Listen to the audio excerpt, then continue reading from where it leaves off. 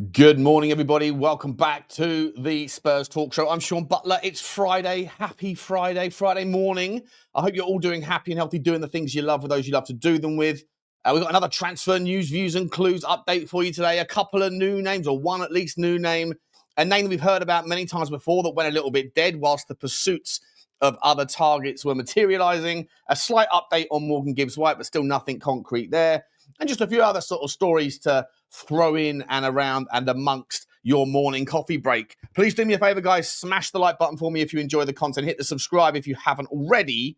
Hit the notification bell and drop comments. Let me know your thoughts on today's topic. So Ben Jacobs on Last Word on Spurs last night did drop a couple of interesting names in Tottenham's pursuit of a central midfielder that leans defensive. We've spoken last night on last night's video about a player that I'm a massive fan of, Ardon Jashari, who is an 8 that leans towards a 6. He's a defensive midfielder, but he's not so much of an enforcer. He's more of a sort of a passing and really crafty player. I really, really love him. I know that I have to take the story with a pinch of salt, and also the reality is that his stats and everything else that you sort of you come to do your research on are all predicated within the context of the fact that he's doing it primarily in the Belgian league. But of course, whenever I've seen him play in Europe at a much higher level, he's never disappointed. He's been a sensation, a target for AC Milan all summer, although they at the moment, having just bought Samuel Ritchie and also looking to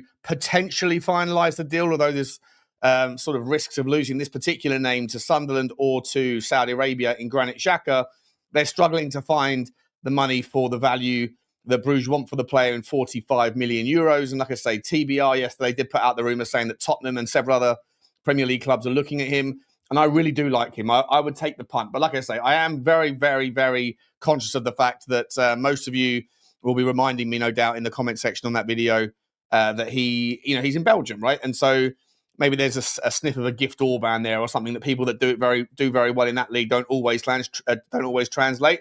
But then you can make the same argument for many leagues. Until you know, you'll never know if you can cut it at the Premier League, the highest table. I just think that this particular player is a sensation. I think he's going to be a superb player wherever he goes. And I do also think that the AC Milan links, the story there, it kind of validates the fact that this guy is a level above that particular division, that particular league. We shall see. In other news, though, Ben Jacobs did talk about two players. One of them that we're looking at is a guy that, I'll be entirely honest, I wasn't too familiar with. I did run him through all of the usual things that I do to have a little look-see, and his name is Kaishu Sano, I think is how you say his name. Japanese midfielder, plays out in Mainz in Germany, and is that kind of sort of quintessential 6. I'll be honest, I took a look at him on the Y Scout. I did about 15, 20 minutes on him, which is what I usually do. Went into various departments of his game. Highlight reel showed the best bits ever. But if you go into the Y Scout, you can look into the sorts of things that you need. Like, I want to see every time he's ever been involved in an interception. I want to see every time he's had to be involved in defensive pressures, in passing, in take-ons. And I actually think that the guy does look like a really, really handy player. He's a bit like an N'Golo Kante, quite small, but quite nimble, quite agile, seems to be able to have a really good read on the game, a really interesting ability to kind of anticipate and intercept. Think about like Pape Sarr style, the way he can sort of cover blades of grass and also make that final sort of gallop, get the ball before it reaches its destination, and then start the ball in transition. His passing, I think, looks really nice. His through balls look very impressive. But really, it's his defensive positioning that allows him to be superior relative to others in the top 5 leagues at things like interceptions and blocks and those sorts of things. I'm just going to show you his stats on the screen for us right now. Just a brief look, because the story at the moment is just coming from Ben Jacobs that Tottenham are looking at him. I haven't actually seen this link anywhere apart from hearing it for the first time last night. And as you can see, his interceptions, he's in the 98th percentile. Blocks, 97th percentile. What's interesting is his aerials 1. He's 96th percentile for aerials 1. Let me scroll down to the bottom here to give you a little bit more interest. For 2.45 per game, which is a 52 or 53% percentage point. But he's only, I think he's 1.75 m. Yeah, 1.76 m. So he's fairly small. He's about 5'8", maybe 5'9". I'm not sure.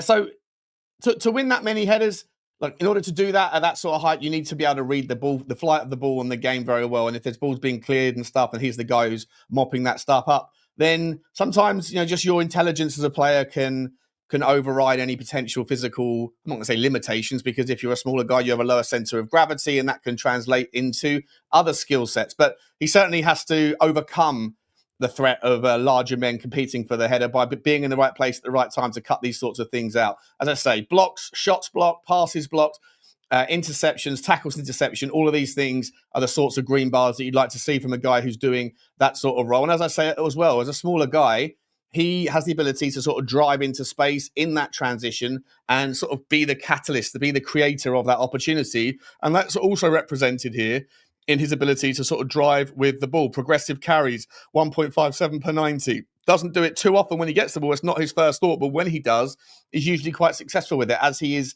with take-ons and the percentage of them. Not got too much in the way of disciplinary issues, which is quite surprising for a DM and a player that, as I say, yeah, he's not someone that gets on the ball all that much, which again is surprising for a player that on a per 90 basis that plays in a position where you'd think most of the game would go through. I'm not that familiar with how Mainz, or not familiar at all, in fact, of how Mainz set up their style. Are they a team like Fulham, maybe that just spend all their time going down the width? Really couldn't tell you, so apologies for the lack of colour there.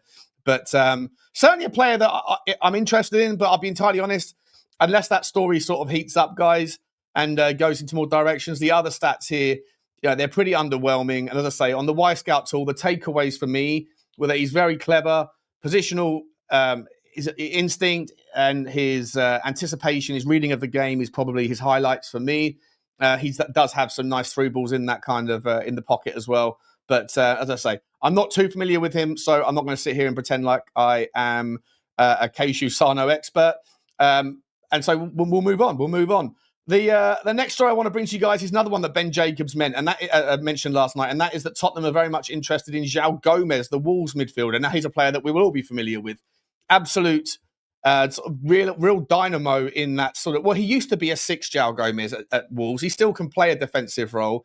But over the last year, he certainly moved slightly further up, in my opinion, to be more of a box-to-box. He has that ability to drive and to really kind of just to put pressure on defence in transition as well, something that you'd hope that Tottenham are going to be utilising at times against maybe the bigger teams. I don't want to always think about Tottenham and talk about these sorts of players as being experts in transition, because, essentially the transition is a really desirable asset for most teams, but especially so if you're a team that does a low block and then you're waiting, defending against the horseshoe football, and then eventually a mistake comes and then you go take the ball and run with it. And that to me is, like I say, it's necessary at times, but it's not something that you want to be the kind of focal point of your midfield maestro, your anchor.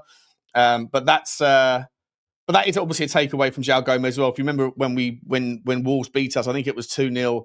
Was it last season? I think it might have been the season before last. And João Gomes got 2 goals against us at the Tottenham Hotspur Stadium.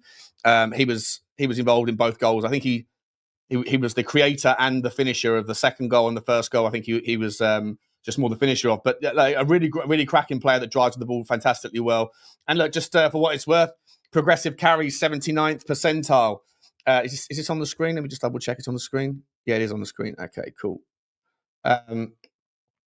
Tackles 3.5 a game, right? You love to see that. There's no hiding away from that sort of behaviour as a midfielder. Someone who's tough, tenacious. He can again read the game really well, and someone that just like to break up play. I'd be very, very, very happy if João Gomes was the guy. As I say, I don't know enough about the Sano fella, so I'm not going to sit here and tell you how I feel too much about him. But João Gomes, as I say, all very familiar with him. Should be a player that most of us appreciate. Passing stuff, not sensational, 20th percentile, but he's being compared to other midfielders. And obviously, the midfield bracket here, when you're just looking at like sort of standard midfielders, not attacking midfielders or 10s or wingers, you're looking at midfielders, that encompasses so many different types of players in so many different styles of football. And so it's very rare that you're going to have a player that's available for 35, 40 million that is that's going to be able to cover everything in the way that you want it, just regardless of where they come from or who they are playing for. Because, unless you're a sort of £100 million player, 95 percentiles across the board. Even then, you're going to be sort of deficient in some departments because every team has specific uses for their players. And this guy's stats with his passing, not sensational at all. But shot creating actions as a take on 86th percentile. To say this, when he gets the ball, his first thought is to sort of shimmy, go, and break it up. But can the guy adapt away from a Wolves system into a Tottenham system that has a little bit more, I guess, possession base? You'd hope this season against the majority of teams than what Wolves have got.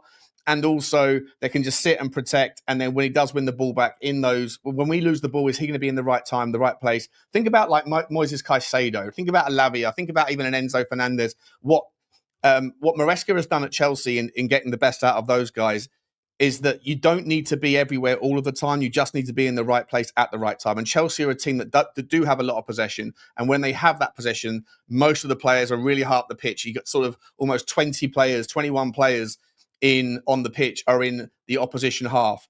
When they lose that ball, and occasionally it happens, you need a Caicedo to know where it's going to be. I think João Gomes is a really decent version of that, and I think he has the ability and the time on his side to be able to learn these sort of unconventional mechanisms of what Tottenham would need in a six. I'd be very happy. His stats are underwhelming, but I hope you guys will sort of take all that with a pinch of salt because he really is I'm sure you guys will watch football, so you'll be more familiar. But like I say, if you're looking for his stats to be where are the green takes, it's when he gets the ball, he drives with it.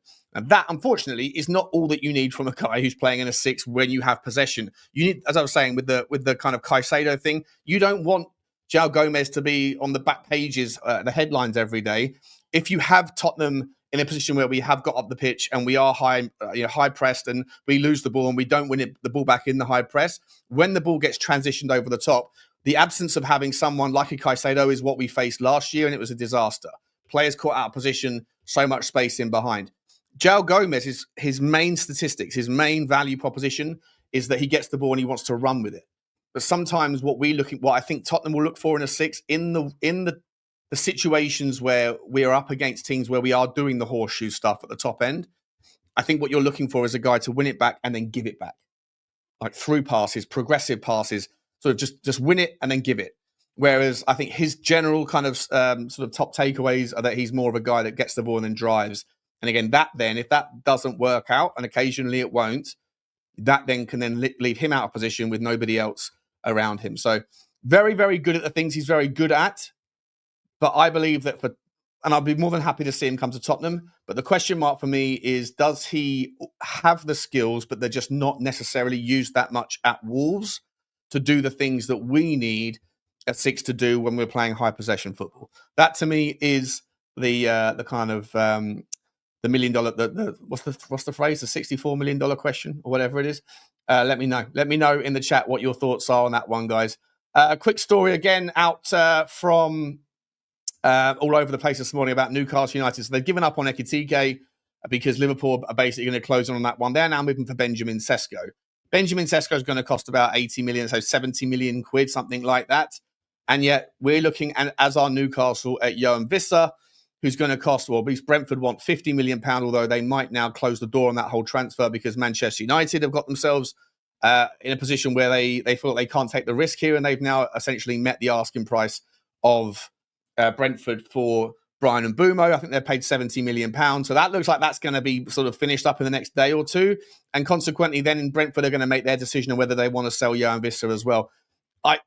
If they are still prepared to sell both of those players, then I think having got the money that they want for Mbeumo, they're probably now going to hold out for the right price for João Bissouma that they believe is £50 million. I didn't realise yesterday when I put the video out and the day before, when I said that the guy's got 1 year left on his contract, I didn't realise that they actually have an option to extend. So you can make the argument it's really 2 years on his contract. And so that does put the kind of leverage back into Brentford's hands a little bit. I'd be very surprised if Brentford were willing to sell both, because I think that they have the risk of relegation and giving up all of their progress over the last 10 years. With so much change at the football club and with some of the teams that are coming up having a real go, making them look over their shoulders, I'd be surprised. But in any event, the question mark I have for you here, guys, is going back to this role of where do you spend your money? 80 million on Wharton or 30 million on João Palhinha, who we'll talk about just in a second, or 45 on a João Gomes, something like that. If you can save enough money there the Morgan Gibbs-White deal, which is still up in the air, does or doesn't happen. Do Tottenham then, where do you go to get that striker in a world where Richalison was to leave? And according to reports on TalkSport yesterday, by the way, there was truth to some monster bid.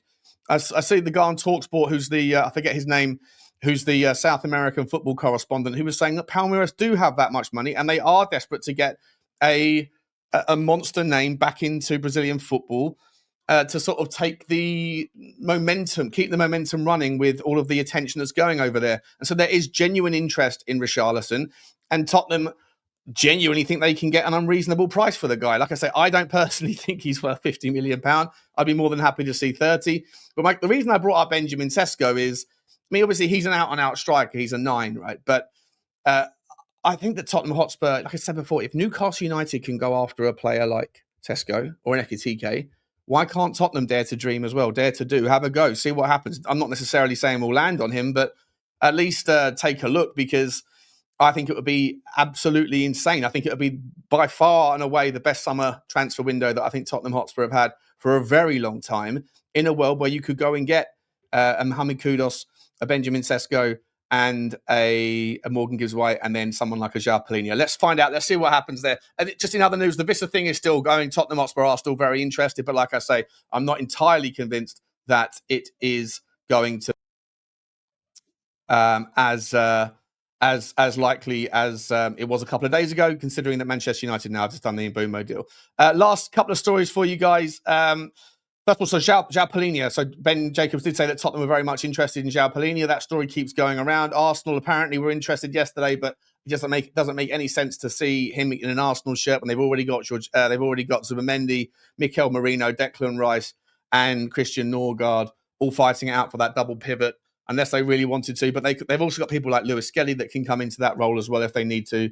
And so, to me, I'd be very surprised to see a João Palhinha. They're probably sitting there now with that story breaking, thinking, well, it's either one of two things, right? It's either the agent in Germany and Bayern Munich sort of putting some feelers out there to try to create some sort of bidding war, or it's a load of nonsense, or maybe if there is truth to it, it's the fact that Arsenal are thinking, damn, we got Norgard for, 12 million?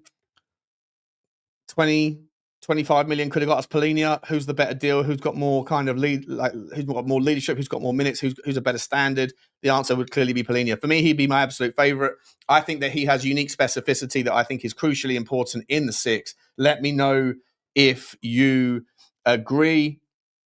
And just on that Morgan Gibbs-White deal, just by the way, the update, the last we've heard is that Tottenham Hotspur are waiting to see what happens, and it's all a bit kind of limbo-ish and cold. Apparently, Nottingham Forest have offered Morgan Gibbs-White a new contract. Apparently, Morgan Gibbs-White has put in a transfer request. He said that he wants his future resolved by Monday, so that he knows what he's doing before they go off to their tour. I think it's their summer training camp in Portugal or somewhere. So he wants to know. I think we'll get some updates today or Saturday or Sunday. But like I've said before, I'm a very big fan of Morgan Gibbs-White, but I'm just not that.